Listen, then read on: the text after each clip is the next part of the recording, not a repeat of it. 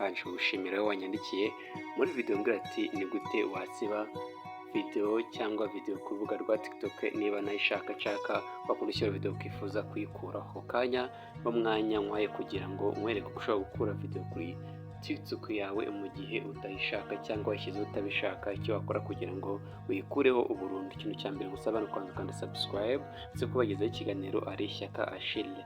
Please nawe niba hari ikibazo ufite andika muri comment yacu kugira ngo tuzagusubize ubutaha. Tuzaza kuri TikTok yacu nk'ibisanzwe, tegereze ifunguke, urangiza umara kujya kuri TikTok yawe uzaza ukande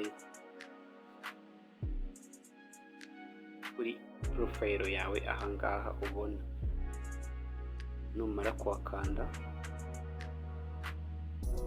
guys ngutse ukanda subscribe, niba hari ikibazo ufite unyandikire muri comment nzagusubiza nta kibazo. Numara kujya kuri TikTok yawe uzaza urebe ya video ushaka gusiba. Se video ushaka gusiba ni iyi, nk'urugero reka dusibe ino video ya hano, reka dusibe ino video, uzaza uyikandeho. Numara kuyikandaho ureke ifunguke, urabona gutya yafungutse ya video yacu.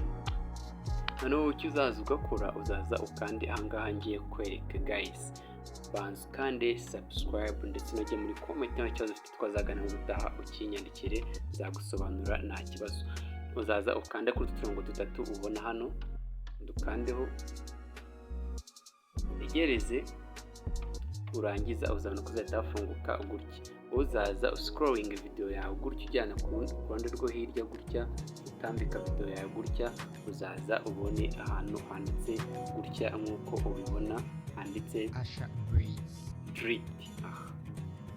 Urahabona guys, banza kandi subscribe. Numara kuhabona nk'uko makweretse uzaza uhakande gutyo, ikandeho delete. Urangiza icyo uzamara kwanda delete bazahita bakubwira gutya uze ukande delete hano nk'uko ubibona aha.